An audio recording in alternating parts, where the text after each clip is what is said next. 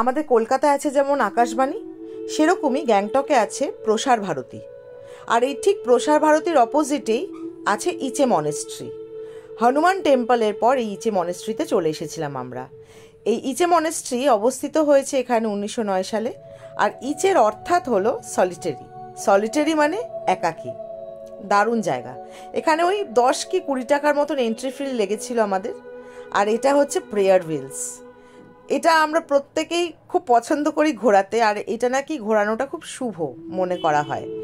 এখানে আমার সাথে মাম্মামও ঘুরিয়ে নিল। মাম্মাম বলছে মা আমাকেও না, আমাকেও না, আমিও ঘোরাবো। আর এই পুচকেটা আসছিল, হঠাৎ করে সরে গেল কেন জানি না।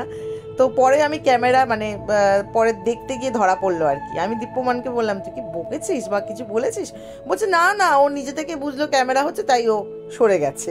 তো এখানে মাম্মাম ভীষণ এনজয় করছে, অ্যাজ ইউ ক্যান সি। আর বেশি কথা বলবো না, কারণ মনেস্ট্রিতে বেশি কথা বলতে নেই, মনেস্ট্রিতে ভীষণ চুপচাপ থাকতে হয়। আজকে ব্লগটা আমি এখন এখান থেকে শুরু করলাম, ছোট্ট একটা ব্লগ। সঙ্গে থাকো, দেখতে থাকো, আর নিস্তব্ধে থাকো, আর ভিউজকে এনজয় করো।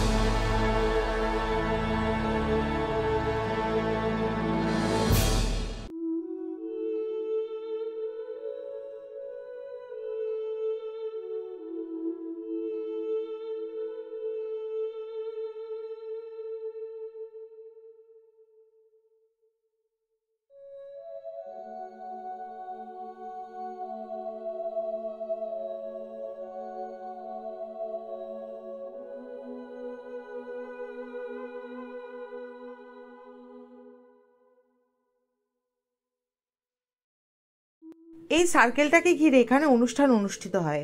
এখানে এসে সেটা জানতে পারলাম।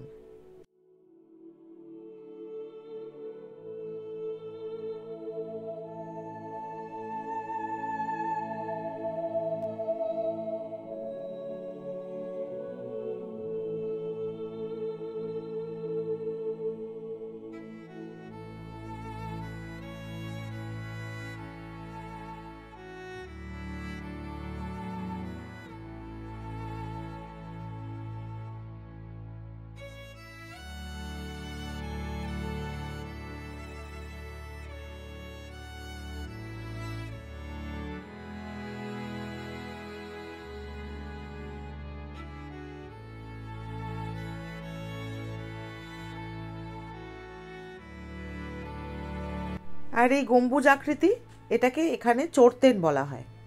আর মাম্মাম এখানে একটা বন্ধু পেয়ে গিয়েছিল, বল নিয়ে খেলছিল, কিন্তু মাম্মামকে বললাম আর খেলা যাবে না মাম্মাম, গেট রেডি টু গো পরের ডেস্টিনেশনের জন্য।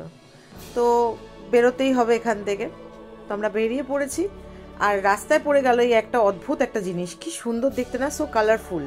এটা নাকি বিয়েতে ইউজ করা হয়। এবার সেটা জানি না মাথায় দেওয়া হয়, মানে মাথার ওপরে লাগানো হয় নাকি ব্যাকগ্রাউন্ডে। তো যাই হোক, আজকে এই ভিডিওটা এখানেই শেষ করলাম। আশা করছি আজকে ছোট্ট ব্লগটা তোমাদের ভালো লেগেছে। আর আমার চ্যানেলে আজকে যারা প্রথমবার এসেছো তারা অবশ্যই নোটিফিকেশনের পাশে যে বেল আইকনটা সেটা টুং করে বাজিয়ে দেবে। আমার পরিবারে চলে আসবে না, যাতে নতুন করে যখনই কোনো ভিডিও পোস্ট করি তোমাদের কাছে নোটিফিকেশন চলে যায়। তো সবাই খুব ভালো থেকো, সুস্থ থেকো।